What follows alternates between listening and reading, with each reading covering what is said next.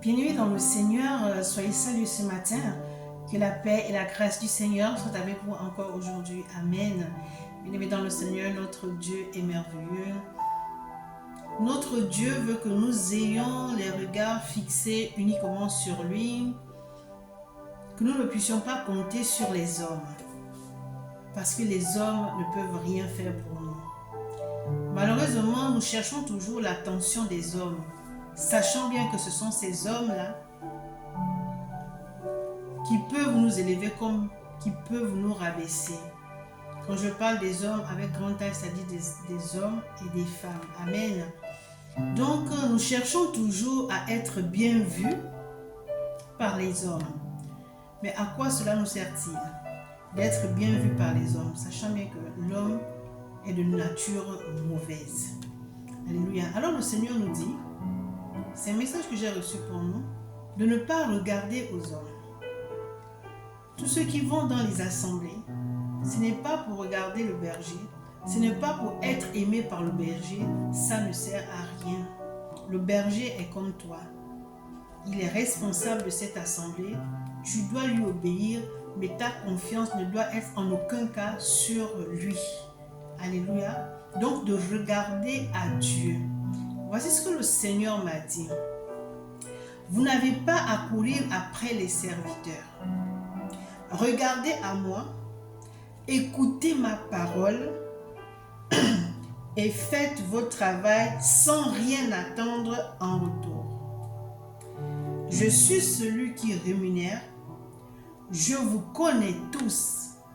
N'attendez pas des encouragements, des félicitations. Que tout ce que vous faites soit pour la gloire de Dieu, pas celle d'un homme. Amen. Pas celle d'un homme. Donc tout ce que nous faisons, bien aimé, c'est pas pour l'homme, c'est pour Dieu. Ne cherche pas à te faire aimer par le berger. Ne fais rien pour te montrer. Non, tout ce que tu fais là, c'est pour la gloire de Dieu. Malheureusement, il y a beaucoup de personnes qui font amitié avec les serviteurs et les servants de Dieu au point où ils pensent que tout leur est permis et donc ils ne partent plus pour Dieu, mais ils partent pour le serviteur ou la servante de Dieu. Non, le serviteur et la servante de Dieu sont comme toi, sauf qu'ils ont une responsabilité, tu dois obéir, mais en aucun cas tu vas chercher leur amitié pour que tout est permis dans l'assemblée. Non, non. Vous n'allez pas dans les assemblées pour être connus par les bergers, mais pour écouter ma parole. C'est ma parole qui change votre vie. Alléluia. Pas le berger. Sortez de la distraction au risque de vous perdre.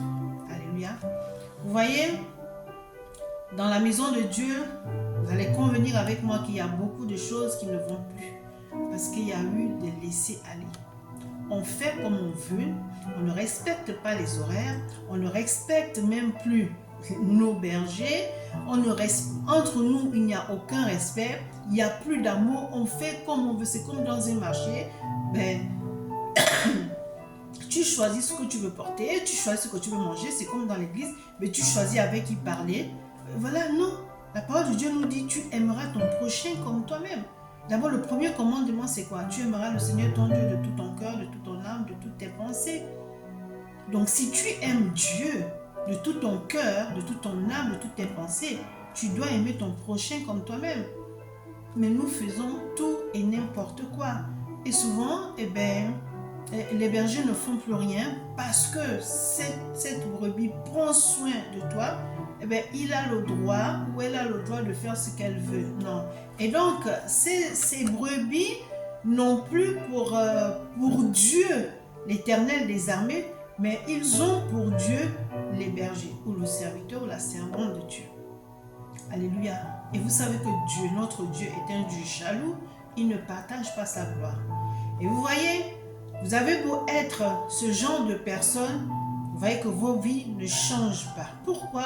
Parce que votre confiance n'est pas en celui qui change les vies, en celui qui transforme les vies, mais votre confiance est en l'homme. L'homme qui dépend de Dieu comme vous.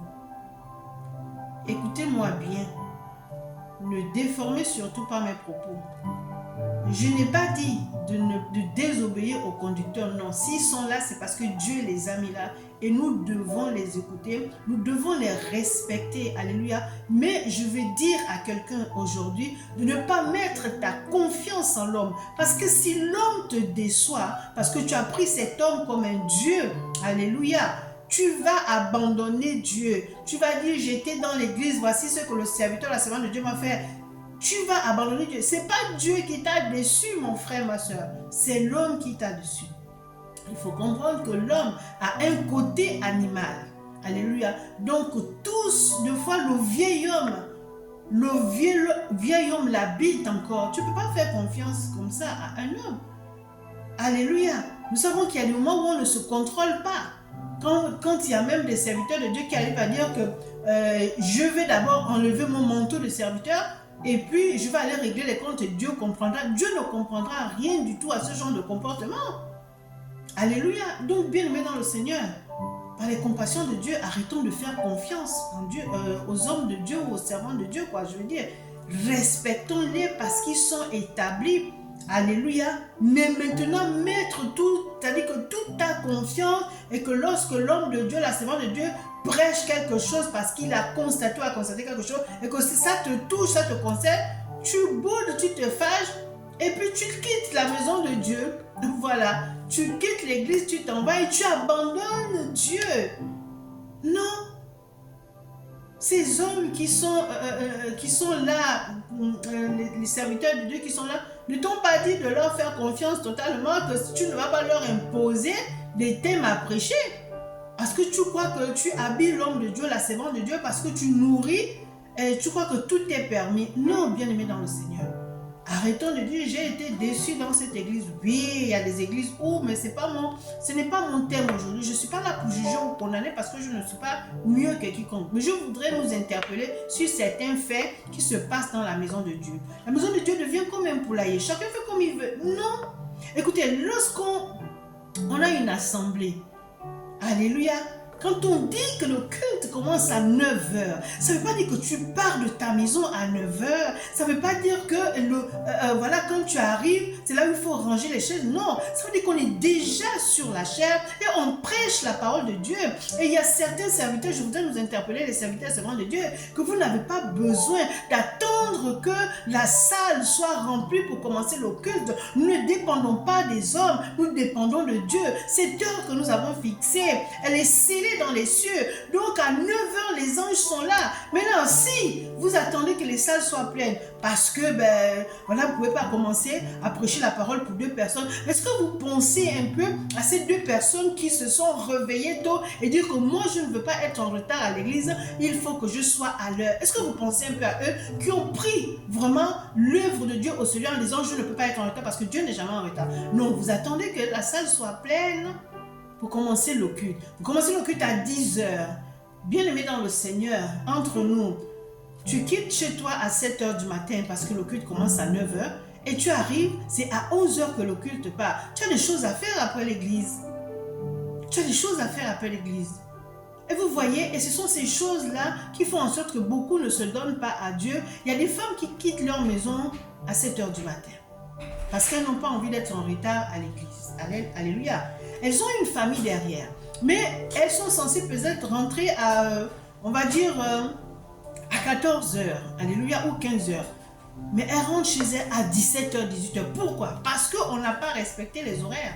Et vous voyez un peu ce que ça fait dans les familles. Si ton mari n'est pas chrétien, ça crée des problèmes. Est-ce que l'église est là pour créer des problèmes dans les foyers? Non. Non. Alléluia. Donc, que ce soit les brebis, que ce soit les conducteurs, mais vraiment nous avons, quelque part j'ai envie de dire qu'on a failli quelque part, quoi. Il faudrait retrouver le bon sens, il faudrait qu'on respecte vraiment ce Dieu-là qui nous donne la vie. Alléluia. Nous allons aller à la lumière de la parole de Dieu dans le livre de Colossiens chapitre 3, alléluia, à partir du verset 23 au verset 24. La parole de Dieu dit ceci, verset 23. Tout ce que vous faites, alléluia, faites-le de bon cœur, comme pour le Seigneur et non pour des hommes. Donc tu ne viens pas à l'église pour un homme. Alléluia. Quand tu fais quelque chose à l'église, ne dis pas que je fais ça pour que l'homme de Dieu ou la servante de Dieu constate que c'est toujours moi qui range l'église. Non, fais ça pour ton Dieu. Parce qu'en nettoyant l'église là, ton regard est seulement sur Dieu. C'est en nettoyant l'église là que tu auras ta bénédiction. C'est en nettoyant l'église là que vraiment Dieu aura, je sais pas moi, Dieu posera un regard favorable sur toi. Parce que tu ne regardes pas à ce que les gens disent, tu ne regardes pas l'homme de Dieu, mais tu dis je nettoie parce que c'est la maison de Dieu. Alors il faut que je nettoie cette maison. Alléluia. Le verset 24 dit ceci. Sachant que vous recevrez du Seigneur l'héritage pour récompense. Servez Christ le Seigneur. Ne servez pas les hommes. La parole de Dieu n'a pas dit servez l'homme de Dieu. Non, la parole de Dieu a dit servez Christ le Seigneur.